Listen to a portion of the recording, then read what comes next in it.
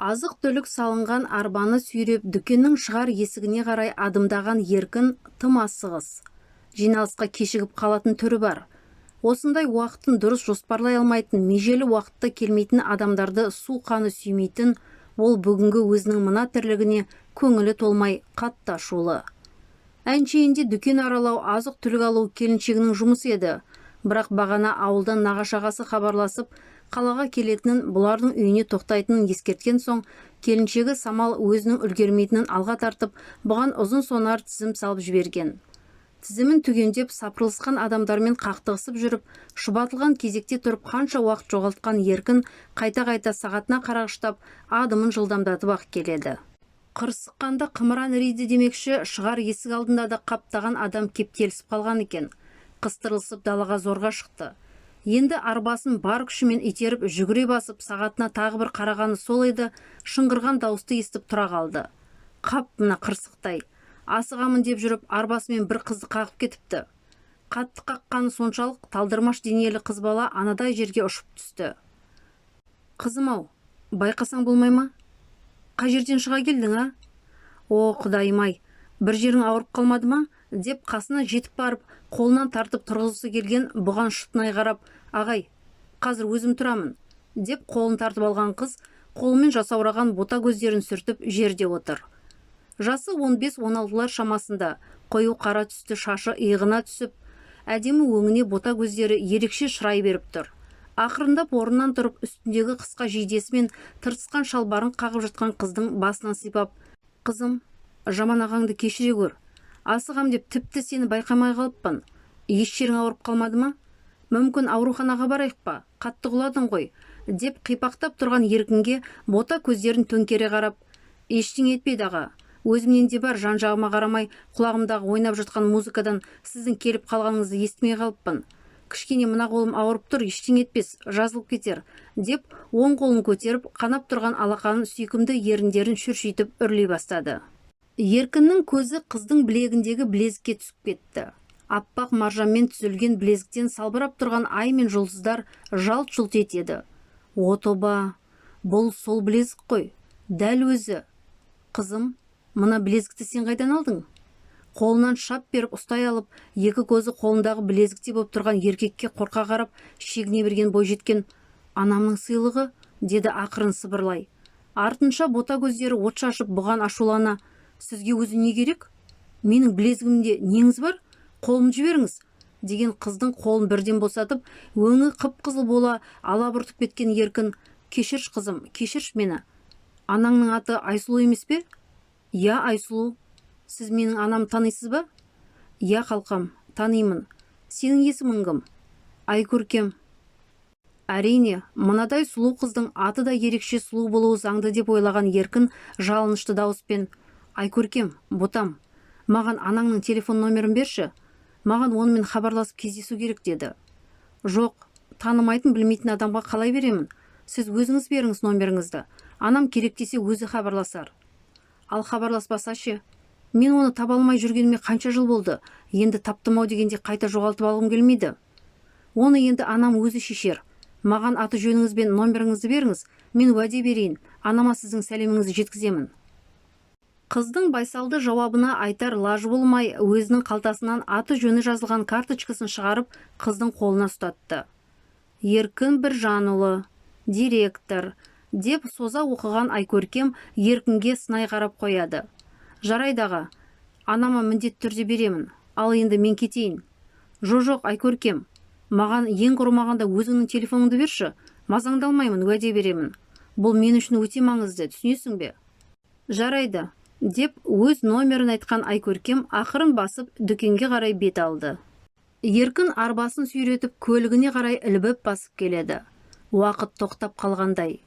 Жаңа ғана жұмысына жетуге асығып, аптығып келе жатқан оның енді ештеңені ойлауға мұршасы жоқ. Бар ойы Айсұлу болып, көлігіне келіп терең дем алып, көзін жұмып біраз отырды. Хатшы қызға хабарласып, бүгін жиналыстың болмайтынын, өзінің енді жұмысқа келмейтінін ескерткен соң, көлігін оталдырмаған күйі отырғанына да бірталай уақыт болды. Ойлап қараса, одан бері 17 жыл өте шыққан екен. Ол кезде Еркін жоғары оқу орнын бітіріп, өздерінің қалаларына қайтып келген кез еді. Жұмысқа әлі тұрмағандықтан күндіз демалып, кеш батса достарымен бастары бірігіп, бірде мейрамхана, бірде түнгі клубта алаңсыз уақыт өткізетін. Сымбатты, келісті жігітке қызға қарап, қиылып қалатын қыздардың қатары да көп еді. Күнде бір қызбен көңіл көтеріп, жалғанды жалпағынан басып жүрген сол кездер-ай. Жұмысқа кіруге асықпай, күнде ертеңге қалдырып жүрген еркіннің демалысы ұзарып кеткен еді. Сол күні кеште досының туған күнін тойлап өте көңілді отырған. Қарама-қарсы орналасқан столда отырған 4-5 қызға көңілі ауа берді. Әсіресе қолақпандай бұрымы белінен төмен түскен, қап-қара бота көздері әдемі өңіне үйлесе кеткен, барлығы сықылықтап күлген кезде ақырын ғана жымиып отырған ару қызға ерекше тамсанып қарап қалған еркіннің екі көзі сол аруда. Жымиған кезде екі бетінің шұңқыры өзін керемет сүйкімді қылып жібереді екен. Алғашқы баяу би қойылған бетте жылдан басып қыздардың жандарына барып: «Сәлем сұлу қыздар, кештеріңіз әдемі болсын. Сізді биге шақыруға болады ма?» деп сұлу бикештің көзіне көз жанарын қадаған бұған барлық қыздар жалт бұрылып қызыға қарап қалған. Басын ақырын ғана изеп, орнынан тұрып бұған қолын ұсынған бойжеткеннің қыпша белінен қапсыра ұстап, баяу ән ырғағымен ақырын теңселіп жүр. «Қарындас, танысайық, есімім Еркін болады».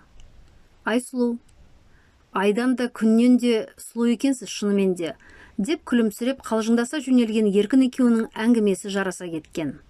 Айсұлу құрбыларымен оқу орнын бітіргендерін атап өтуге жиналған екен. Ертең таңертең барлығы Астанаға қыдырып барып келмекші. Содан келген соң жұмысқа орналаспақ ойы бар екен. Өзіне ыңғайлы жұмыста тауып қойған секілді. Қыздың нәп-нәзік қолдарын қыса ұстап, білегіндегі білезігіне назары ауған Еркін: «Не деген әдемі? Бұрын соңды мұндайды көрмеппін», деген тамсанып. Аппақ ақ маржандардан түсілген білезіктен әдемі ай бейнесі мен кішкене жұлдыздар салбырап жалт-жұлт етеді. «Өзімнің жасап алған білезігім, менің бойтұмарым десе де болады», деп күлімсіреген Айсұлу ақырын қолын босатып алып: «Екеуміз тым көп билеп кеттік қой, басқалардан ұят болар. Рұқсат болса мені орныма шығарып салыңызшы», деген қиылып. Одан кейін де бір-екі рет биге шақырған Еркінмен өзін салқын ұстаған Айсұлу кеш ортасында жоқ болып кетті. Тіпті қай уақытта шығып кеткенін байқамай қалған Еркін санын соғып қалды. Айсұлудың құрбысы Динарадан ертең таңертең Астанаға поездқа отыратындарын сұрап біліп алған ол таңертең ерте тұрып вокзал басына барған. Бірақ қанша күтсе де қыздарды таба алмай, Астанаға жүретін поезд ұзап кеткенге дейін қарап тұрып, салы суға кетіп үйіне оралған. Сол күні кешке қайтадан сол мейрамханаға барды. Неге екенін, қасында ешкім болмаса да, қайта сол жаққа баруға аңсары ауды да тұрды. Мүмкін Айсұлуды кездестіріп қалармын деп ойлаған ол, кеш бойы жалғыз өзі есікке қарады да отырды.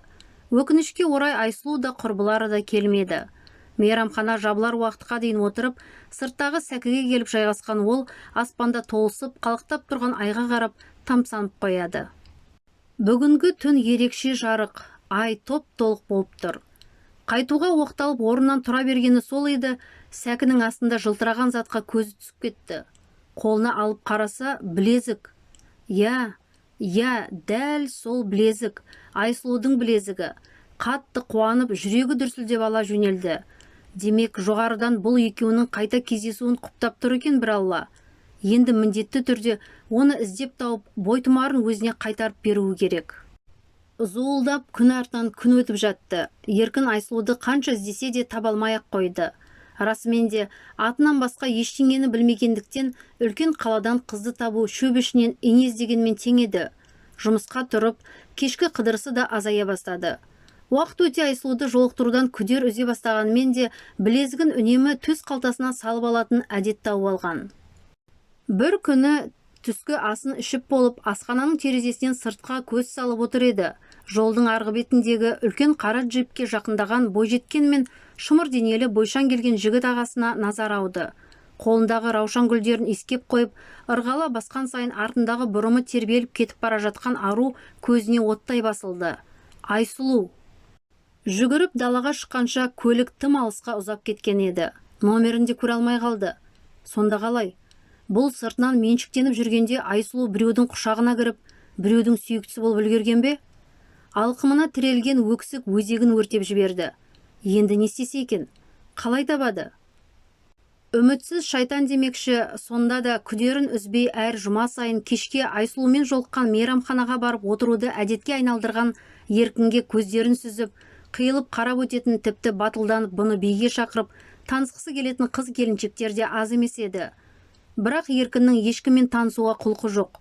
Жүрегіне берік орналасқан Айсұлуын күтуімен, іздеумен уақыт өтіп жатыр. Сол бір кеште әдеттегідей өзінің столына жайғасып, салқын сыраны ұрттап қойып отырғанды. «О, сұлу жігіт, сәлем, вот это встреча!» деп айқайлай жанына жақындаған бойжеткенді қайдан көріп едім деп таңданып отыр еді. «Не, танымай қалдың ба? Осы жерде танысып едік қой, мен Динарамын», деп саңқылдап тұрған қызды құшақтай алды. Динара, Айсұлудың құрбысы ғой. Дереу ас мәзіріне тапсырыс беріп, Динараны тергей бастады. Өзінің бұларды іздеп вокзалға барғанын да, одан бері де қанша уақыт өтіп Айсұлуды іздеп жүргенін де жасырмады. «Мен сол кезде-ақ сенің Айсұлуды ұнатып қалғанымды сезгенмін. Тіпті сол кеште-ақ сенің үмітіңді үзгім келген. Айсұлу сол кездің өзінде-ақ өзінен көп үлкен кісімен жүріп жүрген.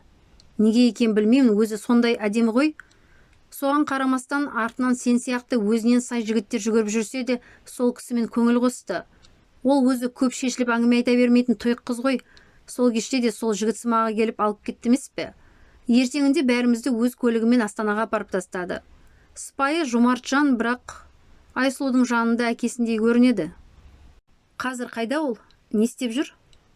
Жақсы, бір үлкен мекемеге аға есепші болып жұмысқа тұрған. Ол да болса сол папегінің арқасы шығар. Әйтпесе біз әлі жүрміз ғой, дұрыс жұмыс таба алмай, деген Динара өз қызғанышын бүгіп қала алмады. Міне содан берілген мекенжайға ертерек жетіп алып, жұмыстың аяқталуын күтіп тыпыршып тұрған еркіннің бар ойы сүйіктісін байқамай өткізіп алмау. Ақырын басып келе жатқан Айсұлуды алыстан байқап, жүрегі дүрсілдеп ала жөнелді. Ол да жақындап қалғанда еркінді көріп шын қуанып, күлімсіреп, жайнан қағып жылдамдата жеткен қасына. Тіпті ол да бұны күтіп сағынып жүргендей. Бота көздері мейірленіп, екі бетінің ұшындағы шұңқыры түрін нұрландырып, еркелей басып келген еді.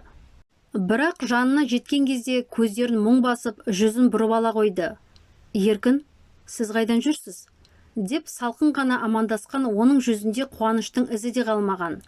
Көз алдында болған өзгеріске таң қалған Еркін оны талай іздеп зорға тапқан айтқан кезде шәлкіс қабағын көтеріп, «Неге іздедіңіз?» деген сызылып. Еркін қалтасынан білезікті алып шығып, қолына тағып бергенде көздері қайтадан от шашып, қуанышын жасыра алмай беті алаулап кеткен Айсұлу әп-сәтте қайтадан сұп-суық кейіпке еніп, «Рахмет сізге, несіне әуре болдыңыз? Бұл зат сонша бағалы дүние емес қой», деді. «Қалайша бағалы емес? Бойтұмарың емес пе?» «Иә, көп рахмет сізге, кешіріңіз, мен асығыс едім». «Айсұлу, мен сені енді жіберіп жоғалтып алғым келмейді. Жүрші, екеуміз мейрамханаға барып біраз сырласайықшы», деген жалынышты үнмен Еркін. «Жоқ, бүгін емес, мен бүгін бос емеспін, кешіріңіз», деп жүгіре басып, ұзап бара жатқан бойжеткеннің артынан қарап тұрып қалған еді. Бірақ содан кейін жұмыс орнын біліп алған соң күнделікті оның жұмыстан шығуын күтіп, кездесуге шақырып қоймай жүріп, екеуі сол өздері кездескен мейрамханаға келген сол бір кеште екеуі де ашыла сөйлесіп, біраз сырласып әдемі отырып еді. Билеп жүріп, ақырын белінен тартып, мойнынан иіскемек болған Еркінді өзінен итеріп жіберіп, орнына қарай асыққан Айсұлуға, «Мен сені сүйемін. Сені алғаш көргеннен-ақ бар жүрегіммен сүйіп қалдым. Өтінемін, мені өзіңнен итермеші», деді аптығып. «Кешір, Еркін, менің сүйген адамым бар. Біз екеуміздің бүгінгі кездесуіміздің өзі үлкен қателік», деп асығыс жиналған Айсұлу далаға қарай бет алды. «Жоқ, жоқ», артынан қуып жетіп құшақтап алған күйі бал еріне жабыса кетті жігіт. Қыз да құшағында еріп бара жатқандай, екеуінің жүректері бір соғып, махаббаттың бал шырына мас болып, бастары айналып, ғажайып бір күйге түскен. Аспанда жымыңдаған жұлдыздар мен толықсыған ай екеуінің махаббатына куә болып, нұр шашып тұр. Сол бір сәт екеуі де сезім нұрына бөленіп, бақыттың нақ шыңына шыққан еді. Бірақ есін жинап алған Айсұлу Еркінді өзінен итермелеп, жыламсырап, «Жоқ, жоқ, маған болмайды бұлай істеуге. Кешірші мені». «Неге? Неге? Айтшы жаным, айтшы маған, неге болмайды? Мен де сеземін ғой, сен де мені жақсы көресің. Неге ендеше сезімге беріле алмайсың? Айтшы маған, өтінемін». Мейрамхана алдында сәкіде екеуі таңға дейін отырды. Еркін Айсұлудың әңгімесін бөлмеуге тырысып отыр. Біз әкем тірі кезде өте жақсы тұрушы едік. Үйде не керектің бәрі бар. Үйде 2 баламыз, мен және сіңілім Күнсұлу. Екеумізді әке-шешеміз ерекше еркелетіп, бетімізден қақпай өсірді. Анам ешқашан жұмыс істеп көрмеген, бірақ үй шаруашылығын бір өзі атқарып, әкешім жұмыстан келгенін тосып, тәтті тағамның 4 түрін жасап, сіңілім екеуміздің сабағымызды қарасып, түрлі үйірмелер мен қосымша сабақтарға тасып, бір тыным таппайтын. Екеуі бір-бірін қатты құрметтейтін. Біз олардың бір ретте болсын ренжіскен сәтін көрмеппіз. Бірақ мен мектеп бітірер жылы әкем көлік апатынан көз жұмды. Сіңілім менен 10 жас кіші. Шешеміз қамқоршы тірегінен айырылған соң жағаға шығып қалған балықтай күй кешті. Ешқашан ақшаны қалай табамын деп ойлап көрмеген, ешқандай жұмыс жасап көрмеген анам әкемнің жылы өткенше есін жия алмай жүрді. Туған туыс, дос-жарандардың қолдауымен біраз жинақталған қорменен 1 жыл өткен соң көрер күніміз қиындап кетті. Тіпті жылу мен суға төлейтін ақша болмай қиналып қалдық. Сол жылы мен де оқуымды бітіріп, бірақ тегін оқуға түсе алмай қалдым. Ақылы оқуға түскеніммен оны қалай төлерімізді білмесек те әйтеуір оқудан қалмай жүрдім. Анам басқа жұмыс таппай бір кеңсенің еденін жууға кірді. Оған қоса өзіміз тұрып жатқан үйдің 5 подъезін жуатын. Әйтеуір таңнан кешке дейін жанталасып тауып жүрген еңбекақысы ішіп жем мен пәтерақыдан арылмайтын. Мен де анама көмек болсын деп мейрамханаға даяшы болып жұмысқа тұрдым. Оқуым бар, жұмысым бар, сүр жығылатынмын. Әйтеуір тапқан ақшамды үнемдеп жинап, оқуымның ақысын төлейтінмін. Солай әкемнің орны үңірейіп, оның қамқор алақанын аңсап, әйтеуір өлместің күнін көріп жаттық. Сөйтіп жүргенде жаңа оқу жылы басталып, мен 2-ші курстың студенті атанып, Күнсұлу 2-ші сыныпқа көшкен жылы әншейінде тынымсыз, жылдам, ақжарқын, көңілді жүретін Күнсұлу сіңілім кенеттен бейжай халге түсіп, сабақтан келе сала сұлқ түсіп жата беретін болды. Басында мектепке әлі бой үйрене алмай жүрген шығар деп, өзіміздің жұмыс оқуымызбен есіміз шығып, оған көңілде бөлмеген екенбіз. Тек 2-3 ай өткенде ғана дәрігерге көрсеткен кезде анам екеуміздің үстімізден мұздай су құйғандай болған дәрігерлер үкімі ми обыры болып шықты. Уақытты өткізіп алғанымызды алға тартқан ақ халаттылар жедел түрде ота жасауға басқа елге бармаса аман қалуы екіталай деді. Ал ол отаға қажет қаражатты айтқан кезде екеуміз де еңіреп жылап жібердік. Ондай ақшаны өлсек жинай алмасымыз сөзсіз. Күнсұлудың жағдайы күннен күнге нашарлай берді. Енді тек жата бермей, ауру қысқанда жанын қоярға жер таппай, құландағы дауысы шығып, шыңғырып жылап жатқан кіп-кішкентай сіңілімді көру мен үшін ең ауыр азап еді. Анамның халі тіптен нашар, өз-өзін жұлып жеп ұйқы күлкіден қалған. Ауруы асқынған сайын айына 1 укол салып жанын тыныштандыруға болатын айтқан, бірақ оның да құны біз үшін сұмдық еді. Не істерімізді білмей түрлі қорларға да хат жазып көрдік, бірақ еш жауап болмады. Үйімізді сатқанмен де оның ақшасы ештеңеге жетпейтін еді. Мен анамның орнына барып, оның кеңсесін жуып жүрдім. Сол жердің бастығы Қайсар деген кісі маған сүзіле қарап қалатын. Біраз уақыт өткеннен соң маған көңілім білдірді. Әкеммен шамалас, жанұялы еркектің мына қылығына таң қалып, ашуым келді. Сіз не? Мені қай басынғаныңыз? Мен сіздің қызыңыздаймын ғой, деп бетім бірден қайтарып тастадым. Бірде кешкісін кеңсеге кеп жұмысқа кірісіп жатқан едім. Ашық тұрған бастықтың бөлмесінен анамның "Жоқ, мен оған еш уақытта да келісе алмаймын" деген ашулы даусын естіп, есік сыртына тұра қалдым. Сіз мені дұрыс түсініңіз. Айсұлуды бір көргеннен ұнатып қалдым. Бұл сезімді бұғаттауға қанша тырыссам да қолымнан келмейді. Мен оны шын бақытты еткім келеді. Ол бақытты болуға әбден лайықты жан. Оның еден жуып жүргенін көрудің өзі мен үшін азап, түсінесіз бе? Ал мен әйеліммен ажырасып, оған үйленгім келеді. Сіздердің бар жағдайларын жасаймын. Күнсұлуға керек дәріні алып беремін. Ота жасауға қажет қаражатты да тауып беруге уәде етемін. Айсұлу маған көнбейді, бірақ ол сізді қатты құрметтейді, сіздің ақылыңызды тыңдайды. Сіздің көмегіңізбен оның ойы өзгеруі мүмкін. Ал әзірше мына бір айдың уколының ақшасын алыңыз, деп бір бума ақшаны анама қарай сырғытты. Жоқ, керек емес. Мен бұл туралы Айсұлумен сөйлесе алмаймын, деген анам жылап, жүгіре басып шығып кетті.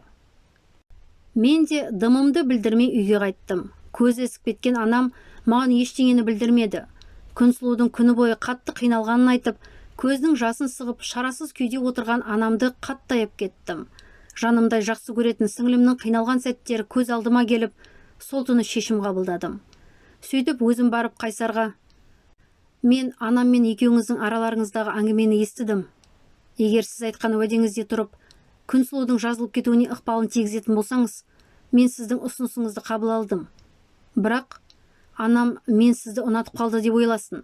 Ол кісі бүгінгі әңгімені білмей-ақ қойсын, дедім. Осылайша мен өзім сүймейтін, әкемдей адамның нақ сүйеріне айналдым. Айсұлу күрсініп алып әңгімесін әрі жалғады. Қайсар жаман адам емес, мені шын сүйеді. Бар жағдайымды жасауға тырысады. Қазір әйелімен сот түрінде ажырасып, шешімін күтіп жүр. Айтқан сөзінде тұрып, анам екеуі Күнсұлуды шетелге апарып, ота жасатып та келді. Қазір сіңлімнің беті бері қарап қалды. Әлі де қымбат дәрі-дәрмектермен күтінумен жүр, бірақ бұрынғыдай қатты қиналмайды. Сондықтан да еркін, мен сені қабылдай алмаймын. Сен әдемі, ақылды жігітсің. Сендей жігітті ұнатпау мүмкін емес. Жасырмай-ақ қояйын, менің де саған деген сезімім жоқ емес, бірақ мен саған лайық емеспін. Екеуміз ешқашан бір бола алмаймыз. Сен әлі-ақ керемет жанды кездестіріп, шын бақытты боласың. Айсұлу, жоқ. Мен сенсіз еш уақытта бақытты бола алмаймын. Әлі де бәрін өзгертуге болады ғой. Өзің сүймейтін адаммен өз өміріңді қалайша құрбан етесің? Еркін, түсінсеңші, біз оған қарызбыз. Ештеңені өзгертуде мүмкін емес. Мен жинап беремін ол қарызды. Сонда ол қанша ақша? Айсұлудың айтқан сомасын естіген кезде Еркіннің аузы ашылып қалды. Иә, ондай ақшаны жинау шынымен де мүмкін емес еді. Сонда да түрін бермей, мен бір амалын ойлап табамын. Сен ең бастысы ол кісімен енді кездеспеші, деп жалына қараған Еркінге Айсұлу мұңая қарады. Кірпігінде дірілдеп тұрған жасын сүртіп, енді менің мазамды алма. Енді екеуміздің кездеспегеніміз дұрыс. Мені шығарып салмай-ақ қой. Қош бол, деп орнынан жылдамдата тұрып, шешімді түрде ұзай берген қыздың артынан қарап отырып қалған Еркіннің жан дүниесі алай-дүлей. Жүрегінің бір парасын біреу жұлып алғандай, ауа жетпей тынысы тарылып барады. Сол күйде ұзақ отырған Еркін сүйретіліп үйіне жеткенше не істеуге болатынын ойлап басын қатырса да еш шешімін таба алмады. Қолының қысқалығына қажетті қаражатты жинау мүмкіндігі жоғынан алып, өмірден баз кешті. Екі ғашықтың тағдырын ақша шешкеніне мойынсұна алмай арпалысты. Бірақ қолынан келер қайраны болмай, Айсұлуды ең болмаса бір көріп қалғысы кеп, Айсұлудың жұмысының алдын торуылдағанмен оны бір кездестіре алмады. Жұмысындағылар оның демалыс алып кеткенін айтты. Солай сергелденге түсіп жүргенде біраз уақыт өтіп кетті. Жылдар жылжып өте берген. Еркін бар күшін жұмысқа арнап, алдағы өміріне енді қарай ақша тапшылығы кедергі келтірмес үшін күндіз түні жанталасып үлкен белестерді бағындыра алды. Соның арқасында қазіргі күні үлкен бір корпорацияның директоры болып тағайындалды. Аллаға шүкір, ештеңеден кенде емес, материалдық жағдайын шешіп қойған. Бірақ жеке өмірінде қуаныш жоқ екенін мойындамаса болмас. Осы жылдар ішінде Айсұлуды бірнеше рет іздеп те көрді, бірақ еш нәтиже шығара алмады. Өзі жұмыс деп жүріп, жанұя құруға асықпады. Бірнеше рет көңіл қосқан қыздармен дәм-тұздары жараспай айырылысып тынды. Ол әрқашан кездескен қыздарын Айсұлумен салыстыратын әдетін тастай алмай-ақ қойды, және әрдайым таразы басын Айсұлуы басып кете беретін. Солай көңіліне ешкім жақпай жүргенде жасы 30-дан бірталай асып кетті. Анасы: балам-ау, осылай қу бас боп қашанғы жүресің? Мен де ел қатарлы немере сүйгім келеді, деп қыңқылдай берген соң, жалғыздық тек Құдайға жарасқан ғой деп сезімі оянбаса да, өзінен 10 жас кішкентай Самалға үйленуге бел буды. Үйленбесіне Самал қоймады. Менің махаббатым екеумізге де жетеді. Мен сенсіз өмір сүре алмаймын, деп өлердегі сөзін айтып, бұның айтқанына көніп жұп-жуас болып жүрген Самалы тойдан соң жыл аспай-ақ ніліп бұзылды. Басында бұған Самалды еркелетіп, айтқан орында ұнайтын, бар жағдайын жасап, барынша жақсы отағасы болуға тырысып бақты, бірақ екеуінің әңгімелері жараспайтын. Самалдың есіл дерті қымбат киім, қыдыру болып, бұл жұмыстан шаршап келгенде үйде отырғаннан шаршағанын айтып, далаға сүйреп есін шығаратын. Өзі жұмыс істегісі келмей, күндіз түні бет-аузын сылап, өзін өзі күтуден жалықпайтын. Шын сүйеу, алаулаған сезім болмағаннан ба, біраздан соң келіншегінің бұл қылықтарына зығырданы қайнап, ашуланатынды шығарды. Әсіресе түнде жас келіншегінің ойынан шыға алмайтынын өзі сезетін, өзін-өзі зорлап жатқандай сезімде болатын. Көз алдына Айсұлу елестеп, Самалды алдап жатқандай сезімнен арыла алмай қойған. Ол да бұның осы қылықтарын сезетіндей, екеуінің арасы күн өткен сайын суый берген. Оның үстіне келіншегі мен анасы екеуінің де жұлдыздары қарсы болды. Үйге келсе, анасы мен келіншегінің ырың-жырыңдарынан шаршаған еркін үйіне асықпай жұмыстан кеш қайтатын. Көп ұзамай-ақ анасы бұларға кедергі келтіргісі келмейтінін айтып, жеке шығып кетті. Сөйтіп бір кішкене шақалақ келсе, жағдайлары дұрысталып кетер деп үміт етіп жүргенде үйленгендеріне де 6 жыл өтіп кетіпті. Алла бұларға сәби сүюді нәсіп етпеді. Баланың күлкісі жетіспеген үйі қаңырап бос тұрғандай көрінетін. Тіпті бірнеше рет бала асырап алу туралы да сөз қозғаған еді, келіншегі түбегейлі қарсы болды. Біреудің баласы бізге бала болады ма? Алла қаласа өз баламыз болады.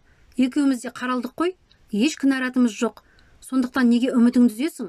Деп азар да безер болған Самалы кейінгі кезде өз бетімен телефонын шұқылап, бұнымен сырласқысы да келмейді.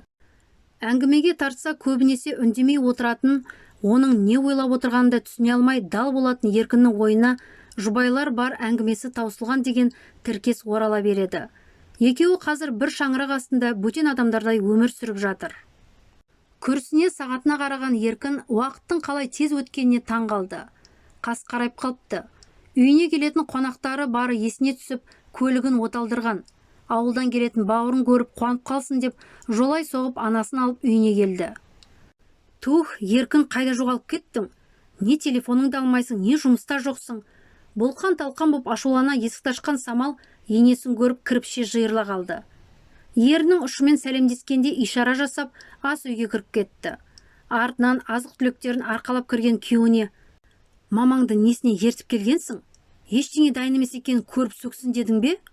Сен әкеледі деп күтіп отырғанымды қайдан білсін? Қазір кім жаман, мен жаман болып шығамын", деп дүрсе қоя берді.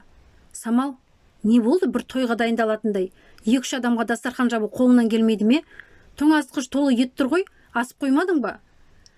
Алая бір қараған келіншегі әдеттегідей үндемей тырысып қалды. Ыдыстарды тарсылдатып шай қамына кірісті. Анасымен әңгімелесіп отырғанда нағашылары келіп, арқа-жарқа болып біраз көңілі көтеріліп қалды.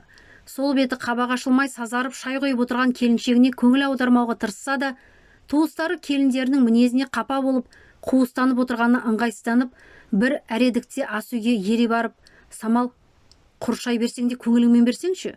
Не болды сонша тырысып?" деп еді. Келіншегі алара қарағаны болмаса, тіс жарып үндемеді. Самалдың әдеті осы. Сөзге тартсаң да, тіпті ұрып жатсаң да тырысып үндемей қалады. Жарытып жауап алмасына көзі жеткен еркін туыстарының қасына келіп жайғасқаны сол еді. Анасы: "Еркінжан, ағаларының ертең жұмыстары менің үйіме жақын екен. Сен бізді үйге жеткізіп сал", деп тамақтың дайын болуын тоспастан асығыс жинала бастады. Олардың не себепті бұлай істегендерін іштей сезіп, қынжылғанмен туыстарының көзінше ұрыс керіс туғызғысы келмей, айтқандарына көніп, енді міне анасының үйінен шығып, мейрамханаға қарай бет алды.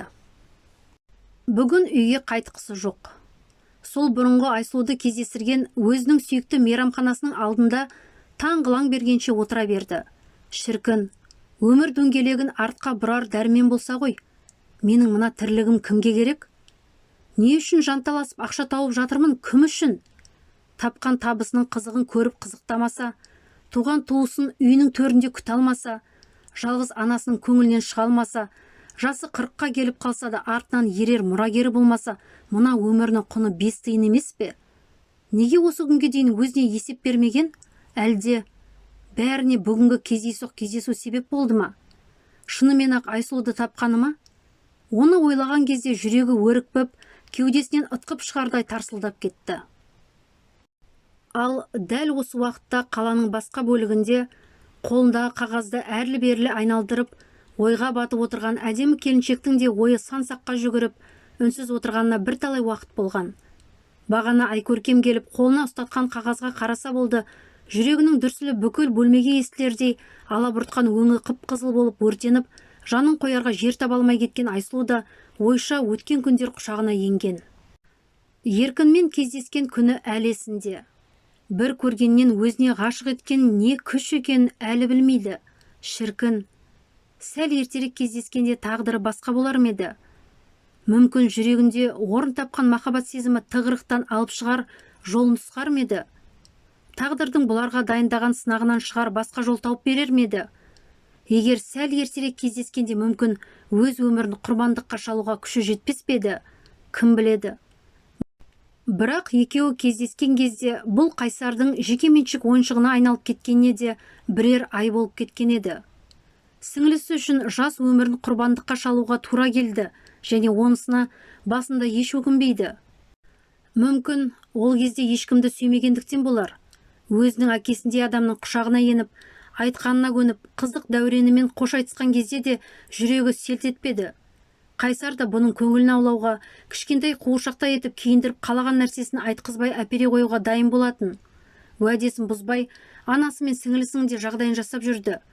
Бәрінен бұрын Күнсұлудың бұрынғыша күлімдей бастағанын көрген кезде бәрін дұрыс жасағанына қуанып, тіпті Қайсарға деген кішкене сезімі де ояна бастаған еді. Бірақ бұл бейбақ махаббаттың құдіретін білмеген екен ғой. Еркінді көрген кезде өз жүрегіне әмір жүрмей қалды. Қанша жерден өз-өзін ұстағысы келгенмен, өз-өзіне еркін жайлы ойлауға тыйым салғанмен де тылсым бір күш оған ынтықтырып, бүкіл ой санасын жаулап алған еді. Және еркіннің де өзіне деген ілтипатын көргенде, оның өзіне деген сезімін сезгенде тағдырына налып, не істерін білмей жаны аласұрып кеткен. Оған жан дүниесін ақтарып, қоштасып кеткеннен соң да жанын қоярға жер таппаған. Сол бір күні Қайсар өздеріне және анасы мен сіңілісіне арнап үй алып қойғанын, үйлену тойларын еліміздің бас қаласында керемет мейрамханада атап өтетінін айтып, қалаларындағы ең қымбат дүкеннен қалыңдық көйлегін таңдауға алып келген еді. Енді қайтып Еркінді көре алмайтынын ойлаған кезде, жаны шығып кете жаздаған Айсұлу сол күні Еркіннің жұмысының алдына қалай жеткенін өзі де білмейді. Тек бір күн бақытты болуға лайықты шығармын деген ой жетелеп, ғашығының құшағына құлап, жер дүниені ұмытқан еді сол күні. Әр секунд минутынан ләззат алып, бақыттың бал дәмін татқан қыз сол бір күнді өмірлік азығы жүрегінің түкпірінде ешкімге ашпас сыры, жанын жылататын өзіне ғана тиесілі өз құпиясы, ары қарай өмір сүруіне күш қуат беретін тылсым дүниесі ретінде есіне сақтап қалғысы келген. Ұйықтап жатқан Еркінді соңғы рет құшақтап, сүйіп, өзіне беймәлім өмірге аяқ басқан. Солай танымайтын ортаға, тіршілігі қайнаған үлкен қалаға келіп, өмірінің жаңа сатысын бастаған еді. Қайсар екеуі заңды түрде некелесіп, ерлі зайыпты атанғаннан бері күйеуінің бұған деген талаптары күшейіп кеткен.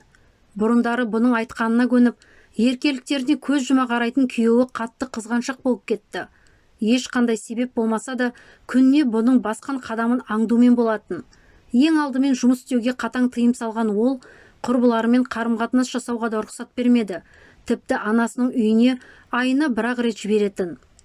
Өзін алтын торға қамалған тотығыстай сезінген Айсұлу, күйеуінің достарының арасынан жанына жақын жан іздеп те көрді. Бірақ өзінен әлдеқайда үлкен жандармен әңгімелері жараспады. Олар да бұған жоғарыдан төмен қарап, менсінбеушілік танытатындай көрінетін. Әсіресе күйеу екеуі оңаша қалған сәттер бұл үшін ең азапты сәтке айналды. Оның өзіне ынтыққан сезімін үнсіз қабылдай алмайтын болған. Бүкіл жан дүниесі қарсы келіп, тәніне теген қолдарынан денесі түршігіп кететін. Қаншама түнді жастығын үнсіз құшақтап, көз жасына ерік беріп, үнсіз жылаумен өткерген ол кейде анасына жағдайын айтып, шағымданғысы келетін. Бірақ Күнсұлуға қажетті дәрі-дәрмегін әперіп, ақшалай көмегін де аямайтын болғандықтан, Айсұлуды үлдемен бүлдеге орап, зәулім үйдің іші сырты барын керек затына толтырып қойғандықтан, анасы Қайсарды ерекше құрметтейтін. Үлкен қызының өмірлік жар таңдаудан қателеспегенін, оның қойған шектеулеріне мән бермей, күйеуінің айтқанын екетпеу керектігін жиі қайталап, «Қызым, махаббат, сезім деген сенің өміріңе азық болмайды. Ең бастысы, Қайсар сені сүйеді. Уақыт өте сенің де оған деген сезімің оянады. Өзіңнің бақытыңды басқа тебуші болма» дейтін. Сондықтан үнсіз ғана тағдырына көнуден басқа амалы қалмаған. Үйленгендеріне 2 ай өткенде бір күні үйлерінің жанында орналасқан саябақта серуендеп жүреді, Динара құрбысын кездестіре кетті. Айсұлудың қуанышында шек болмады. Екеуі әбден әңгіме дүкен құрып, шерлерін бір тарқатқан.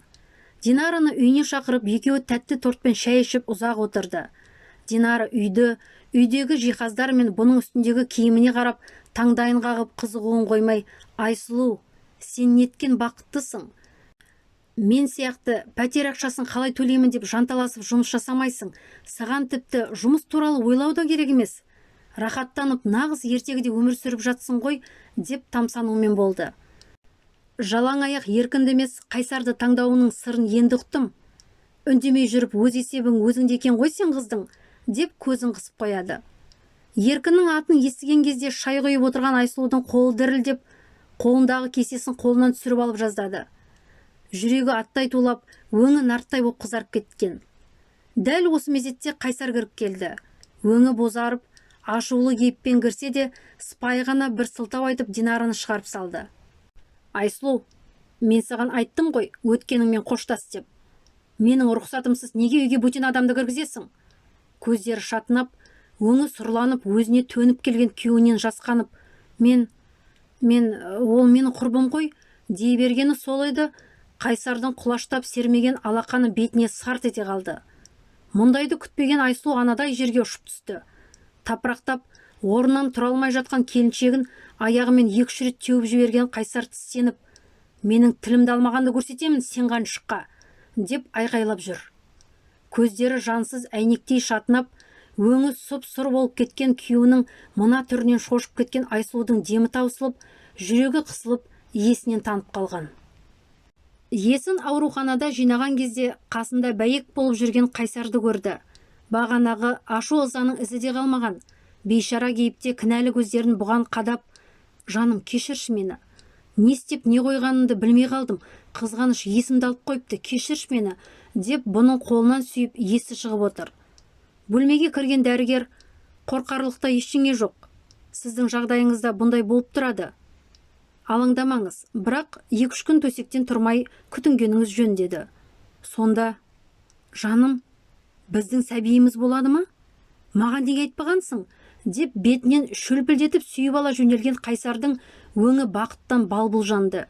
Өзі де күтпеген жаңалықты қалай қабылдарын білмей, көзінен аққан жасын үнсіз сүртіп жатқан Айсұлудың да күйеуін өзінен итеруге дәті жетпеді. Ертеңінде Қайсар гауһар тастармен көмкерілген алтын білезік әкеліп, бұның қолына тағып, «Жаным, енді қарай бұндай жағдай қайталанбайды. Кешірші мені, алтыным менің», деп бұның білегінен шешпей тағып жүретін өзінің қолынан өрген бойтұмарын қобдишаға лақтыра салды. Сол бойтұмарымен бірге өткен өмірімен қош айтысқандай сезімде болған Айсұлу да ендігі өмірін жүрегінің астында соғып жатқан кішкене жүрекке, сәбиіне арнауды жөн көріп, күйеуін шын жүрегімен кешірген. Айкөркем туғаннан соң бар көңілі балада болып, бұрынғыдай 4 қабырғада қамалып отырғанына қапаланбайтын болған Айсұлу қызына бар махаббатын төгіп, оның бар жағдайын жасауға тырысып, үйдің шаруасын да өз атқарып, күйеуінің де сүйікті тағамдарын дайындап көңілінен шығуға тырысып жүргенмен де Қайсарға деген сезімі оянбады. Қайсар содан кейін қол көтеріп көрмесе де, қанша ұмытайын десе де, көз алдына Қайсардың өзін ұрғандағы кейіпі кетпей, оның құшағына еркін кіре алмайтын. Дегенмен де әйелдік міндетін атқарып, тағдырына мойынсұнып күндер өтіп жатты. Айкөркем 3-ке толғанда ақылы балабақшаға берді. Сол жердегі есепші қызметі босап, қызметші іздеп жүрген естіп Қайсарға қиылып, «Мен сол жерге жұмысқа шығайыншы. Оқыған оқуым бар, алған дипломым бар, жұмыс істеп өзімді сынап көрейін, әрі Айкоштың жанында боламын», деген.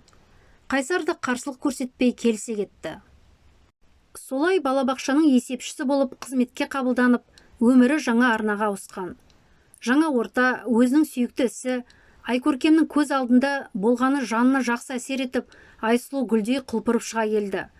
Күнде жұмысына жиналып, көңілденіп, көз жанары нұрланып әдемілене түсті. Сол күні балалар мерекесіне арналған ертеңгілікке Айкөркемді барынша әдемілеп, жаттаған тақпақтарын қайталап, екеуі балабақшаға көңілденіп кірген. Қызының алғаш рет осындай жиынға қатысуы болғандықтан көңілі алып ұшып, жиынға жиналған ата-аналармен бірге балаларының қойылымын тамашалап, қуанышы қойнына сыймай, жүзінен күлкі кетпеген. Тақылдап тақпағын айтып шыққан сүп-сүйкімді балапан үшін кеудесін мақтаныш сезімі баурап, жүзі бал-бұл жанады. Соңынан бәрі жиналып, естелік суретке түсіп, үйлеріне тәтті торттарын алып келіп, жайнатып дастархан жайып Қайсарды тосқан. Бірақ әдеттегісінен әлдеқайда кеш оралған Қайсардың қабағы қатулы еді. Жұмыстан шаршап келгенін айтып, Айкөркемді ертерек ұйықтатып, мазасын алмауын өтінген. Ойында ештеңе жоқ Айсұлу қызы ұйқыға кеткен соң ас үйге келіп ыдыстарды жинауға кірісті. Бір кезде бұрымынан тарта ұстаған қарулы күш бұны ұршыққа айырып анадай жерге ұшырып түсірді. Не болған ұға алмай, есі шыққан Айсұлу басын көтергенде өзіне төніп келген күйеуінің түрін көріп шошып кетті. Тағы да сол қанталап кеткен, шатнаған жансыз көздері өңменінен өтіп барады. Мынау кім? Кім мынау? Қолында ұстаған фотосуретін бетіне тақап, екі қолымен алқымын қыса ұстаған қарулы қолдардан босай алмай, суретке қарап ештеңені ұға алмай жатыр. Қайсар, жіберші. Кім ол? Не сұрап тұрсың? Мынауың кім деймін саған? Мені ештеңе білмейді деп жүрсің бе? Күйеуі нұсқаған суретке қарап төк түсіне алар емес. Бағана балабақшада бір топ ата-аналармен түскен суреттегі өзінің жанында тұрған жігітті көрсетіп тұрғанын енді ұғып, мен оны танымаймын. Ата-аналардың біреуі шығар? Танымаймын дейсің бе? Танымасаң немене жыртың еттің сен, а? Күні бойы күлмін қағып, көзіңді сатып, қиылып қарағаныңды мен байқамады дейсің бе? Мен бәрін көрдім. Ана жігітке қарағандай маған неге қарамайсың сен, а? Бұлғаң еткен жүрісің құрсын сенің салдақы. Айқайлап, тепкінің астына алған күйеуіне жауап қатуға мұршасы болмай, басын сауғалап, бүк түсіп жатқан Айсұлу үнін шығармауға тырысып, ернін тістелей берген. Айкөркем оянып кетіп, мына сұмдықты көрмесе екен деген ойдан денесіне тиген ауыр соққыны сезініп те жатқан жоқ. Тән жарасынан гөрі жан жарасы жанын жегідей жеп барады. Нақақтан жабылған жалаға қарсы айтары болмағанымен, естір құлақтың жоғын байқаған ол шарасыз күйде бүрісіп жата берді. Тек күйеуінің тепкісі тиген кезде ғана еріксіз ыңқылдап, жүзін жуған жасын жұтып, дыбысын шығармауға бар күшін салуда. Өмірі естімеген неше түрлі боқтық сөздерді бұрқыратып, жерде жатқан Айсұлуды қуыршақша көтеріп алған Қайсар, неге үндемейсің? Қара бет. Не, айтар сөзің жоқ па? Қара көзіме, деп айқай салғанда шар еткен қызының дауысы шықты. Сылқ етіп, босансыған қолдардан сытылып шығып, қиралаңдап қызына қарай ұмтылған Айсұлу денесінің ауырғанын да байқар емес. Әкесінің айқайынан шошып оянып, шарылдап жылаған бөбегін зорға тыныштандырып, ұйқыға жатқызған соң ғана көз жасына ерік берген еді. Не деген сорлы еді? Тағдыр неге бұған сонша қатал? Не жазды бұл?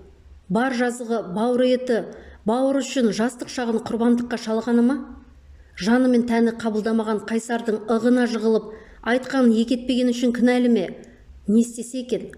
Алғашқы басына келген ой алдартына қарамай қызын алып мына жерден қашу болды. Бірақ жарым түнде жас баламен қайда барып бас сауғалайды? Күнсұлу тағы да ауырып ауруханаға түскен. Анасы соның қасында. Олардың үйлерінің кілті де жоқ. Тіпті олар бар болған күнде де Қайсар бұларды ол жерде жатқыза қоймасы анық. Не қалтасында көк тиын ақшасы да жоқ. Бар керегін өз әкелетін Қайсар әубастан-ақ бұның қолына ақша ұстатпайтын. Айсұлудың өзі де сол ақшаға ынтық емес еді. Өзіне қажет кезде керегінше ұстап жаратып, күйеуіне есебін беріп, артық ақша ешқашан өзіне алып көрмепті. Басына мынадай күн туарын білгенде айлалап жинар еді ғой, енді бірақ өкінгенмен не пайда? Қызының қасында еденде еңкілдеп жылап отырған Айсұлу денесінің ауырғанын енді сезіп отыр. Әсіресе оң жақ кеудесі дем алдырмай жанын шығарып отыр. Бірақ орнынан тұруға қорыққан ол таң атқанша дыбысын білдірмей бүктетіліп отыра берді. Қайсар да бір-екі рет есіктен қарағаны болмаса бөлмеге кірмеді. Біраздан соң оны да дыбысы өшті. Таңға дейін көзін жасқа шылап, тағдырына налып отырған Айсұлу қызын құшақтап, таңның ұзағырақ атпауын тілеп отырғанмен де терезеден сығалап жарық түсіп, жаңа күннің келгенін білдіртті. Бүгінгі күн алдынан не күтіп тұрғаны беймәлім, қорқыныш жүрегін құрсап, әлі де қандай әрекет жасайтынын шешпеген Айсұлудың басы сырқырап әкетіп барады. Біраздан соң Қайсардың аяғының дыбысын естіп, қызын құшақтаған күйі демін ішіне алып отыра қалды. Абырой болғанда Қайсар бұлардың бөлмесіне кірмей, үйден шығып кетті. Сыртқы есіктің сарт еткен даусын естіп, орнынан атып тұрған Айсұлу жылдамдатып қызының киімдерін жинай бастады. Денесінің ауырғанына мән бермеген оның қимылы шапшаңақ. Ақырын басып, басын қылтитып тың-тыңдап көріп еді, үйде шынымен ешкім жоқ сияқты. Күйеуінің кабинетінде сақтаулы қыз екеуінің құжаттарын тапқанына қатты қуанып, бір сөмке киімдерін жинап, ұйқылы ояу қызын көтеріп, үйінен шыққанша асықты. Сыртқы есіктің сарт еткен даусын естіп, орнынан атып тұрған Айсұлу жылдамдатып қызының киімдерін жинай бастады. Денесінің ауырғанына мән бермеген оның қимылы шапшаңақ. Ақырын басып, басын қылтитып тың-тыңдап көріп еді, үйде шынымен ешкім жоқ сияқты. Күйеуінің кабинетінде сақтаулы қыз екеуінің құжаттарын тапқанына қатты қуанып, бір сөмке киімдерін жинап, ұйқылы ояу қызын көтеріп, үйінен шыққанша асықты. Қолындағы білезігі мен неке жүзігін ломбардқа өткізіп, біраз ақша қолына тиген соң, тура автобекетке тартты. Тезірек мына қаладан кетпесе, Қайсар кеп ұстап алардай жанталасып, ең бірінші болып жүргелі тұрған автобусқа билет алып отырып кетті. Тіпті қай жаққа бара жатқанына да мән бермеген ол, ентіккен жүрегін тек көлікке жайғасқан кезде ғана басты. Жолай алған тамағымен қызын тамақтандырып, түс ауа жеткен аудан орталығынан түсіп қалды. Сұрастыра жүріп, жалға пәтер де тауып, орналасып алған соң барып, есін бірақ жиған. Солай Айсұлудың өмірінде жаңа кезең, қиналу мен шыңдалу кезеңі басталды. Бірнеше қабырғасы сынғанын ертеңінде жанына батқан соң жергілікті ауруханаға барғанда бірақ білді. Сол жердегі егде жастағы дәрігер Жаңыл апай бұның денесіндегі қанталап тұрған жараларын көріп, жан ашып сөзге тартты. Әншейінде танымайтын адамдармен көп сөйлесе бермейтін Айсұлу неге екенін қайдам сол кісіге басынан өткен бірақ баяндап тастағанын өзі де білмей қалды. Сөзін бөлмей тыңдап, ақылын айтып шығарып салған Жаңыл апайы осы кезеңдегі қолдаушысы болған жанына жақын жалғыз адамы болды. Сол кісінің көмегімен Айкөркемді балабақшаға орналастырып, өзі наубайханаға жұмысшы болып орналасты. Бұрын соңды істеп көрмесе де, бар ынта жігерімен жұмысқа кіріскен Айсұлуды наубайхана жұмысшылары да жақсы көріп кетті. Сөйтіп, өзінің тапқан адал табысымен қыз екеуінің жағдайлары да түзеліп, зырылдап, 2-3 айда өте шықты. Айсұлу ол кезде тәтті торттар пісіретін цехта жұмыс жасап жүрген, және өзіне осы жұмысы ерекше ұнап, тіпті өзі жаңадан түрлі тәттілер пісіріп көріп, онысы басшылыққа ұнап, маңдайалды жұмысшылар қатарына еніп, бір бөлімді басқаруға ұсыныста түскен. Әдемі, пысық келіншекке көз қадап, сөз салушылар қатары да көп еді. Бірақ еркек атаулыдан көңілі қалған Айсұлу томаға тұйық қалпында жүріп, қасына ешкімді жолатпайтын. Жалғыз араласатын адамы Жаңыл апайы. Өзінің үйін, ойыншықтарын, балабақшасын іздеп, әкесін сағынып қыңқылдап қоятын қызы ештеңе ұқпай, басында қатты жылайтын. Қазір жаңа ортаға ол да үйреніп қалды. Өзі ешқандай хабар бере алмай кеткен анасы мен сіңлісін сағынып, уайымдап жүргенімен де қолынан келер қайраны жоқ. Өткеннің бетін жауып, жаңа өмірге талпынған келіншек алдында өзін қандай сынақ күтіп тұрғанынан хабарсыз еді. Сол бір күні де күнделікті әдетінше жұмыстан шығып, қызын алып пәтерлеріне келіп, ас қамына кірісіп жатқан еді. Ашық тұрған есіктен кіріп келген Қайсарды көріп, бір орында қаққан қазықтай состиып тұрып қалған. «Әкешім!» деп жүгіріп жеткен Айкөркемді аймалап сүйіп жатқан күйеуіне қарап, қорқыныштан даусы да шықпай, қол-аяғы дір-дір етеді. Қызын көтеріп, күлімдеп келіп, бұны құшағына алғысы келген Қайсар: «Жандарым-ау, сендерді зорға таптым-ау, қатты сағынып кеттім. Айсұлу, жаным, біраз бұлқындың, мінезіңді көрсеттің. Болды енді еркелігіңді қой.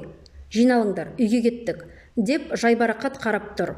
Құдды араларында түк те болмағандай, тым сенімді. «Жоқ, біз сенімен ешқайда да бармаймыз. Не үшін келдің?» деп күйеуінің құшағындағы қызына жармаса кетті. Ештеңені ұқпай әкесінің берген ойыншығын қыса ұстап, мәз болып тұрған Айкөркем шырылдап жылап жіберді. «А, солай ма? Менімен кеткің келмей ме? Жақсы, қала бер осында. Тек енді Айкөркемді көрем деуші болма. Менің қызыма әркімнің астында жататын жәлеп шеше керек емес». Жан ұшырып, айқайлап қызына жармасқан Айсұлуды қаңбақ құрлы көрмей итере салған Қайсар Айкөркемді көтерген күйі есікке қарай бет алды. Жалынып, жылап, аяғына оратылған келіншегін бас көздемей бір тепкен. Қатты соққыдан көзінің оты жарқ ете қалған Айсұлу құлап жатса да, тас қылып ұстаған аяғын босатар емес. Боқтап алып, бар күшімен басынан аяқ киіммен 2-3 теуіп жібергенде, қатты соққыдан есінен тана құлаған Айсұлудың қолдары босап, сұлқ жатқан келіншегінің басынан аттап, шырылдап жылаған қызын құшағынан босатпаған күйі есік алдындағы көлігіне отырып тайып тұрды. Осының бәрі қас пен көздің арасында болып, Айсұлудың өмірінің тағы да талқаны шықты. Қайта көрер жарығы бар екен. Жолай соққан Жаңыл апайы қанға бөгіп, ессіз жатқан Айсұлудың үстінен түсіп, алғашқы көмегін көрсетіп, жедел жәрдем мен полиция қызметкерлерін шақырып, ауруханаға жеткізген еді. Есін жиғаннан қызын іздеп, зар жылағанмен миы шайқалып, орнынан тұра алмай төсек тартып жатқан Айсұлудың денесіне түскен жараларына дәрігерлік сараптама жасап, күйеуінің үстінен арыз жазып, қылмыстық іс қозғауын талап еткен Жаңыл апайы жұмысын тастап, Қайсарды іздеп бас қалаға барып та келді. Бірақ Қайсардың Айкөркемді алып шетел асып кеткенін естіп, Айсұлуға қалай естіртерін білмей, көңілі құлазып отырған.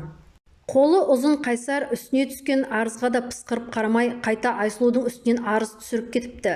Оның айтуынша, әйелі ішімдікке әуес, жеңіл жүрісті, еш жерде жұмыс жасамай, қызына тиесілі жәрдемақы үшін ғана қызын бұдан ұрлап алып кеткен қаскүнем екен. Тіпті бірнеше куәгерлердің жазбаша берген түсініктемелерін оқып, Жаңыл жағасын ұстаған. Олай болуы мүмкін емес, деп шырылдаған оған тергеуші жігіт жайбарақат: «Тух, апа, сіз Айсұлумен танысқаныңызға 2-3 айдың жүзі болды ғой, ал мына куәгер ол кісіні бұрыннан таниды. Қайсар аға елге сыйлы, беделді тұлға, әйелінің жасаған ісіне қарамастан, оның анасы мен сіңлісіне көмек көрсетіп, қамтамасыз етіп отыр. Жеңіл жүріске салынған әйелі бірнеше күнде үйіне қонбай кетіп, үсті басы көгала қойдай болып келген кезде де емдетуге арнайы емханаға да жатқызыпты. Анықтамасы бар.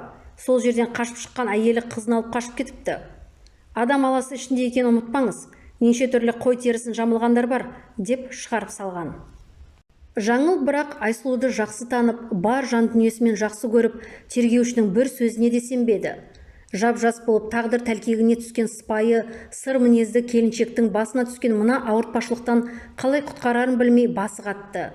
Үлкен ақша көмегімен бар жағдайын шешіп үйренген Қайсарға қалай қарсы келіп, жеңуге боларын ұқпаса да, Айсұлуды жігерлендіріп, барынша қолдау көрсете білді. Оның денсаулығы оңалып шыққанша Айсұлудың жұмыс орнынан мінездеме, балабақша қызметкерлерінен түсініктемелер жинап, жақсы адвокат іздестіруге кіріскен. Алайда адвокаттардың бәрі кімге қарсы шығатындарын естігенде тайқып шыға келетін еді. Айсұлу ауруханадан шыға сала Қайсардың үйіне келді. Бірақ есік алдынан шыққан күзетшілер оны ішке кіргізбей қуып жіберді. Айкөркемді бір көрсем деген ойы болып, қанша уақыт есікті торуылдағанмен де түк өндіре алмай анасының үйіне келді. Ол жерде басқа адамдар тұрып жатыр екен. Үйді жақында сатып алдық деген олар бұрынғы үй иелері жайында түк білмейтін айтқан. Сенделіп, Күнсұлу емделетін ауруханаға да барды. Бірақ Күнсұлудың ол жерден шығып кеткеніне бірнеше айдың жүзі болыпты. Неше жыл емдеген таныс дәрігердің айтуынша, Күнсұлудың жағдайы мәз болмаса да, қымбат аурухананың ақысын төлей алмаған анасы қызын алып кетіпті. Ал қайда кеткенін білмейді екен. Сонымен салы суға кетіп, мың сұрақтың жауабын таба алмай, сенделіп, түк бітіре алмаған Айсұлудың қайтадан Жаңыл апайының үйіне қайтудан басқа амалы қалмаған. Ұйқысыз түндер мен еш нәтиже шығара алмай жанталасқан күндер алмасып, уақыт сырғып аға берді. Айкөркемін сағынып, іш құса болған Айсұлу тағы да Қайсардың үйін қарауылдап, есігінен көз алмай тұр еді сол бір кеш. Көзіне анадай жерде тұрған әйел оттай басылды. Анасы ғой. Жүгіріп барып бас салып, сағынысқан қос мұңлық шерлерін әбден тарқатқан. Айсұлу жоғалып кеткен соң, Қайсар анасы мен Күнсұлудың әбден естерін шығарыпты. Олардың ештеңе білмейміз дегеніне сенбей, қоқан-лоқы көрсетіп тұрып жатқан үйлерінен қуып шығыпты. Күнсұлудың ауру асқынып, ауруханаға түскен еді, бірақ бір тиын енді бермейтінін ескерткен Қайсар екеуін ол жерден де қуып тықты. Жалынып жалпайып жүріп, мемлекеттік ауруханаға жатқызғанымен де, неше жылғы меңдеген ауруы жеңіп, Күнсұлу о дүниеге аттанып кетіпті. Есеңгіреп жүріп, әйтеуір қызын жерлеп барар жер басар тауы қалмаған шешесі, әйтеуір бір байлардың үйлерін жуып шаятын болып қызметке тұрып, солардың сарайында жатып жүрген жайы бар екен. Айсұлу мен Айкөркемді қанша іздесе де таба алмай, әйтеуір үмітсіз шайтан деп күйеу баласының үйін бір торуылдап қоятын әдет тапқан анасы бүгін де кішкене қолы қалт еткенде осы жаққа жеткен бет екен. Айсұлудың басына түскен қияметін жылап отырып тыңдаған анасының көкірегі қарс айырылып, «Қызым-ай, осының бәріне мен кінәлімін. Күнсұлу үшін сенің өміріңе өз қолыммен балта шаптым-ау.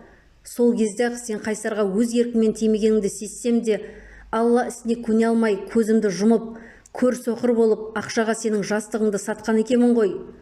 Қайсардың арам пиғылды адам екенін әу бастан-ақ сезгеніммен саңырау, меңіреу болып, жанып тұрған отқа сені өз қолыммен итерген екенмін ғой мен бейбақ. Енді міне не таптым? Күнсұлуды да құтқара алмадым. Сені де азапқа салдым, құлыным.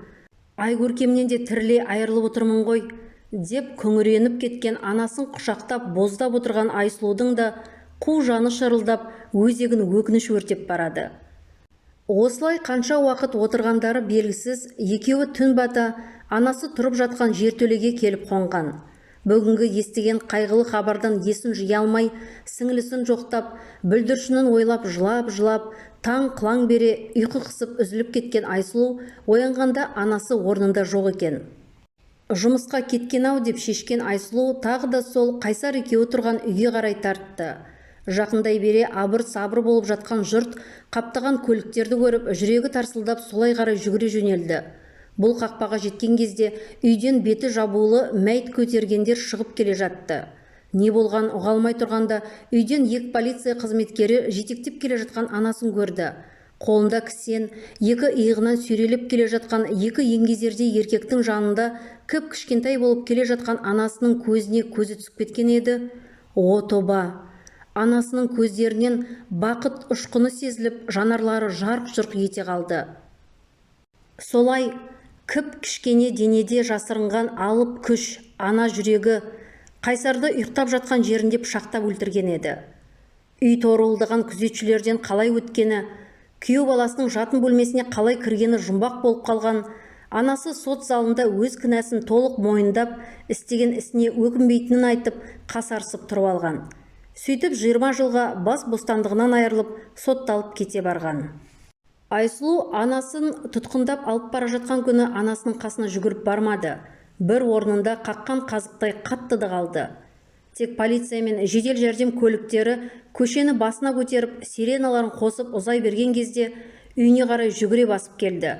Жолын кес-кестеген полиция қызметкеріне өзінің төлқұжаты мен осы мекенжайда тіркелгенін көрсетіп, бөгетсіз үйге кірген бетте жүгіріп жоғарғы қабаттағы қызының бөлмесіне кірді. Тап тұйнақтай жиналған бөлмеде талайдан бері баланың болмағаны көрініп тұр. Жүгіріп жүріп бар бөлмелердің есігін ашып қарап шықты. Айкөркемі еш жерде жоқ. Жанталасып астыңғы қабатқа түскені сол еді, алдынан шыға келген жігіт ағасы: «Сізді мұнда кім кіргізген? Не істеп жүрсіз мұнда?» деп гүж ете қалды.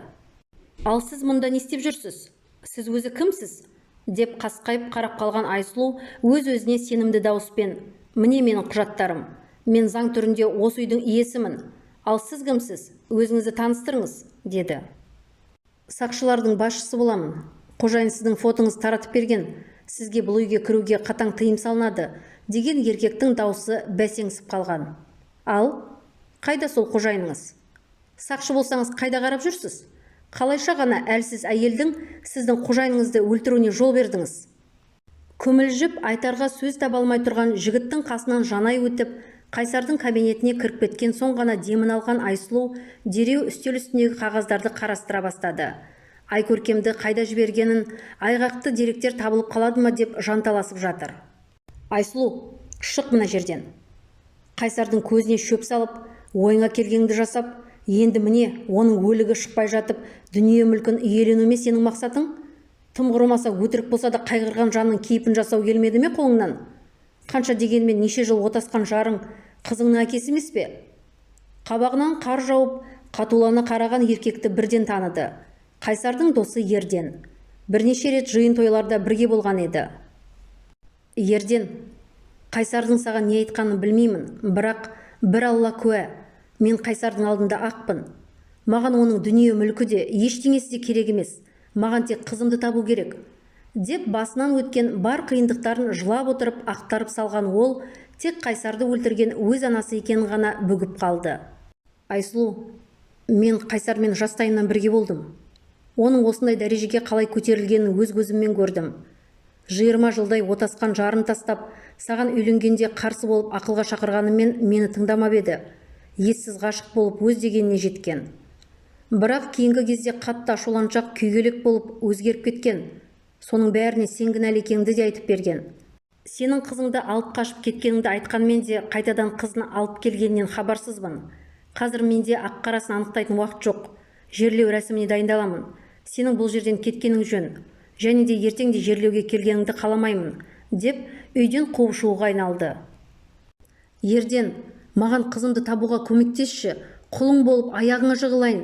Сенің де балаларың бар ғой, көмектесші маған, деп еңіреген Айсұлуды дедектетіп екі жігіт қақпадан бірақ шығарып есікті сарт жапқан. Қайсардың қызын қайда жібергенін білмей жанталасып іздеп жүргеніне де айдан аса уақыт болды. Есінен айырылардай болған Айсұлудың сол кездегі халін сипаттар сөз жоқ еді. Ұйқысыз, күлкісіз өткерген сол күндерін ойласа әлі күнге көзіне жас келеді. Алла ананы баласымен сынамасын деп бекер айтпаған ғой. Қызының ізін таба алмай көкірегі қарс айырылған Айсұлуға тағы да сол жаңыл апайы көмекке келген. Сол кісінің ақылымен Ерденді іздеп тауып, мен заңды түрде әлі де Қайсардың әйелімін. Оның заң түріндегі жалғыз мұрагерлері қызым екеуміз. Маған қызымды табуға көмектеспесең, осы құқықтарымды қолданып, Қайсардың артынан қалған бизнесін өзім басқарып, дүние мүлкіне ие боламын. Егер қызымды тауып берсең, өз еркіммен мұрагерліктен бас тартамын, деп төтесінен қойып қалды. Сөйтіп, бірер күннен соң Ерденнің ұсынған құжаттарына қол қойып, қызы орналасқан көрші Қырғыз еліндегі жабық интернаттың мекен-жайы жазылған қағазды қолына түсірген. Құстай ұшып жетіп, бар құжаттарын рәсімдеп, кішкентай құлыншағын құшағына қысқан сәті әлі көз алдында. 3 айдан артық көрмеген қызын аймалап, құшағына қысқан Айсұлудан бақытты жан жоқ еді. Қызы да анасын қатты сағынып қалыпты. Қайта айырылып қалатындай етегіне оралып жылаудан көз ашылмайтын еді. Кішкентай сәби жүрегі не болып жатқанынан хабарсыз. Әкесінің өзін жалғыз тастап кеткенін айтып, былдырлаған тілімен шағымданып тұрған сүп-сүйкімді қызын құшақтап, Алласына шүкіршілігін айтқан Айсұлу бар көрген қиындықтарын ұмытып, жаны жадырап елге қайтты. Келе сала анасының сотына кішкентай құлыншағын жетектеп келген Айсұлу, анасына кесілген жазаны естіп, ұнжырғасы қатты түсіп, күйзеліп кеткен еді. Бірақ анасының сот залында айтқан соңғы сөзі: "Мен анамын.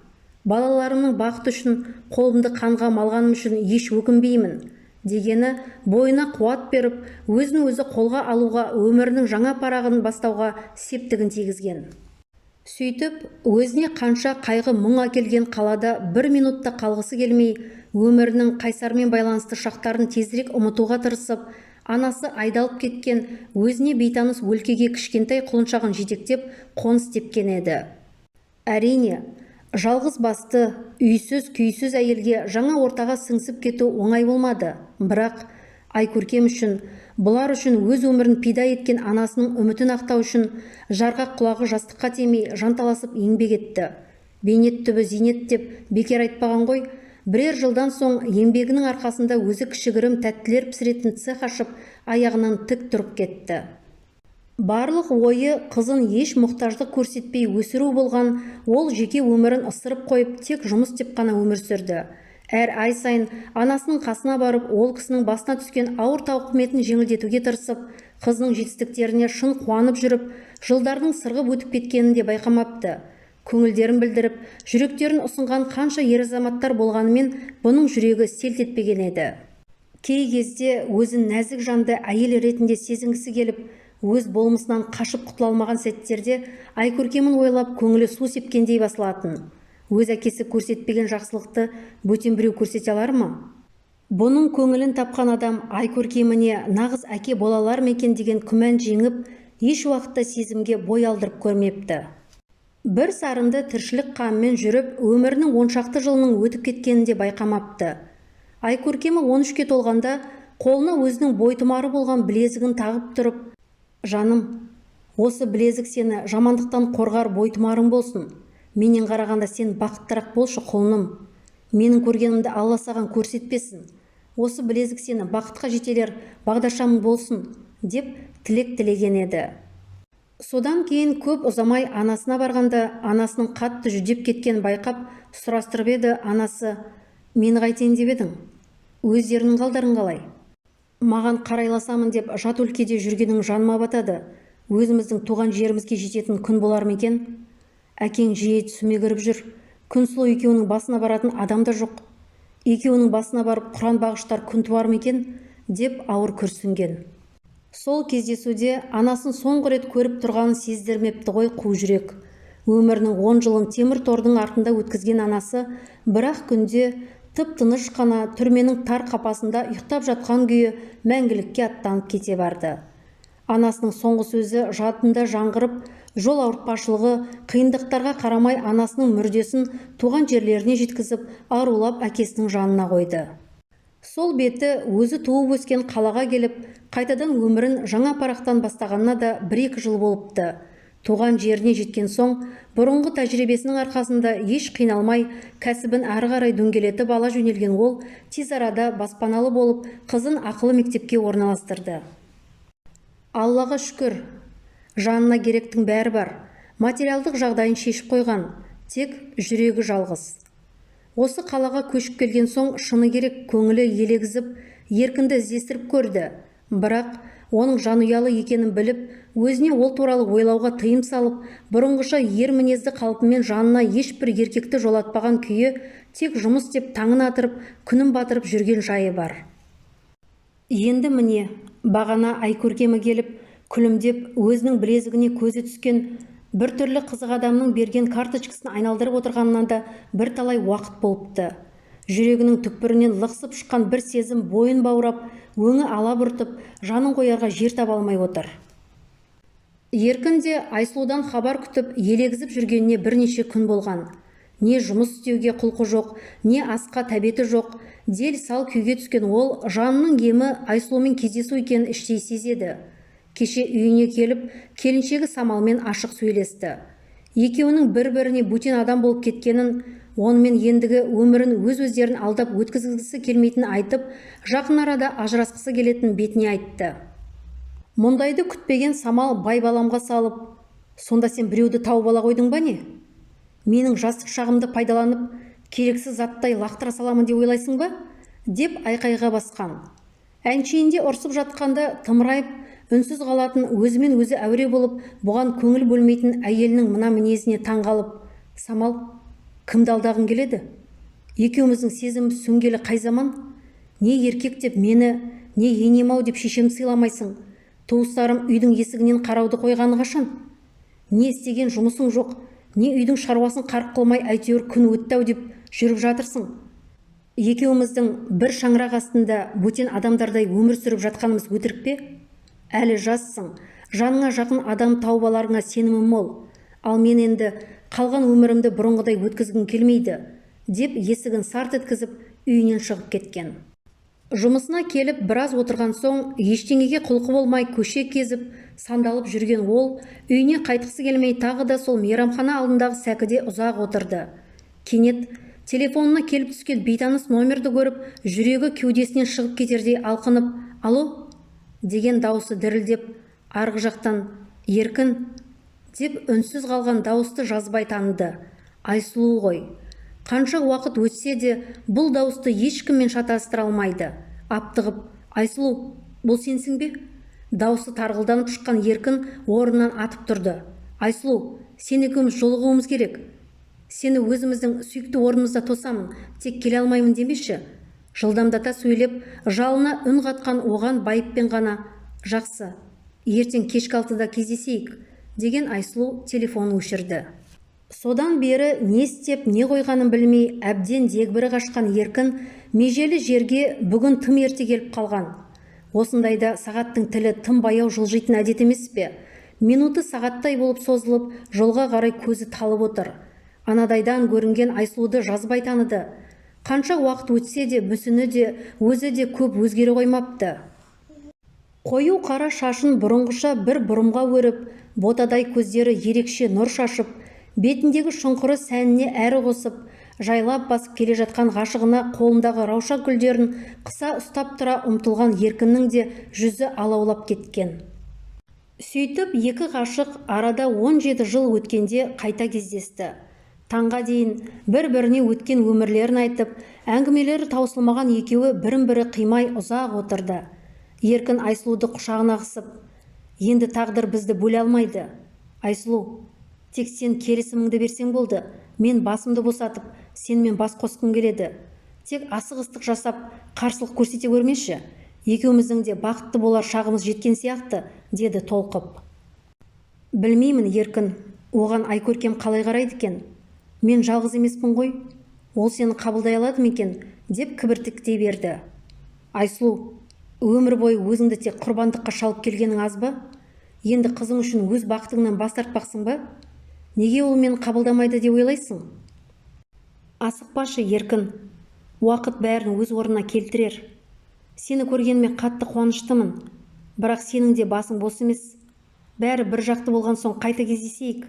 Әзірге осы сыйластығымызбен үйде-үйімізге қайтайық, деп бұрынғы қалпынша сырым бермейтін сыпайы мінезімен салқын қоштасқан Айсұлу ұзап бара жатты. Еркін сол күннен бастап анасының үйіне көшіп алды. Анасы да ұлының көңіліндегі өзгерісті байқап, бар сырын тыңдаған соң қолынан келгенше қолдау көрсететінін айтқан. Бүгін Самалға ажырасуға өтініш бергенін және өздері тұрған пәтерлерін оған қалдыратынын айтып алдан өтуге келді. Келіншегі шаптығып, сен менен кетем дейсің бе? Жоқ, ол менің сенімен тұрғым келмейді. Естігің келсе, ал, ендеше тыңдап ал. Мен сені ешқашанда сүйген емеспін. Сен сүйеуге лайықты емессің. Сен маған тек ақша үшін ғана керек болдың. Сен жұмысқа кеткенде мен етегіме намаз оқып отырды дейсің бе? Сенен 1000 есе артық жап-жас жігіттер мені аңсап, айтқаныма көніп, айдағаныма жүреді. Құдай-ай, сенен бала көтеріп қалмайыншы деп әрқашан сақтанып жүргенім қандай жақсы болған. Бірақ сенің қолыңнан әке атану ешқашанда келмейді. Естисің бе? Келмейді. Себебі сен қауқарсыз қу шалсың. Ары қарай аузынан ақ ит кіріп, көк ит шығып жатқан келіншегіне жиіркенішпен қараған Еркін үйінен шыққанша асықты. Жүрегін жағымсыз бір күй құрсап, көкірегі удай ашып кеткен. Қалайша ғана осындай жаны пасық адаммен бір шаңырақ астында 6 жыл бірге тұрған? Көзі қайда болған? Неліктен өз өміріне соншалықты немқұрайлы қараған?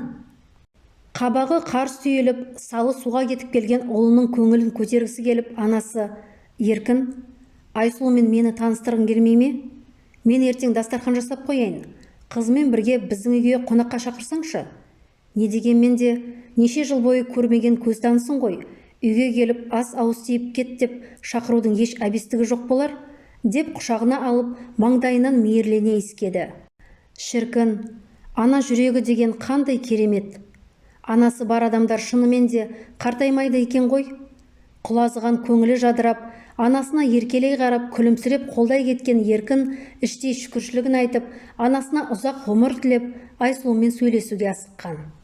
Айсұлу мен Айкөркем анасының үйіне кірген кезден ақ екеуіне мейірлене қарап қалған анасының жүзінен Айсұлуды бірден ұнатқаны көрініп тұрды. Бәйек болып, асты үстеріне түсіп, алып ұшып жүрген анасына көмектесіп жүрген Айсұлуға қарап, Еркіннің көңілі марқайып отыр. Өзінің пісірген тәттілерін ала келген Айсұлу да өзін емін еркін ұстап, ашық жарқын қалпында анасымен шүйіркелесіп кетті. Тамақтанып болған соң, анасының әкеп берген фотоальбомдарын қарап отырған Айкөркем күлімсіреп: "Мәссаған, менің мынандай да суретім бар екен ғой. Бұл сіздерде қайдан жүр? Анашым, қарашы, мына суретте менің жасым нешеде?" деп Айсұлуға ұстата берген суретке қарап, бәрі аң-таң. "Қызым-ау, бұл Еркін ғой. Қателеспесем 3 жасындағы суреті", деген анасы аңқиып Айкөркемге қарап қалды. Суретке қараған Айсұлудың да өңі бозарып кетті. Құдай-ау, мынау аумаған өзінің Айкөркемі ғой. Осыған дейін ойына неге келмеген? Неліктен ғана ай көркемі еркіннің қанынан жаралғанын осыған дейін сезбеген? Жүрегі қысып, ауа жетпей құлап бара жатқан Айсұлуды құшақтай алған еркіннің де көзінен жас ытқып шықты. Содан бері де бір жыл зымырап өте шықты. Бүгін демалыстан теңіз жағасынан қайтып келе жатқан әке шешесін сағына қарсы алуға дайындалып, ерекше қуанып жүрген ай көркемнің білегіне білезігін тағып беріп жатқан әжесі: «Бақытқа бастарып бағдаршамың бойтұмарыңды тағуды ұмытып кетпе құлыным», деп бетінен мейірлене сүйіп жатыр. Аппақ маржан тастармен түзіліп білезіктен салбырап тұрған әдемі ай мен жылтыраған жұлдыздар жымыңдасқандай жарқ-жұрқ етеді.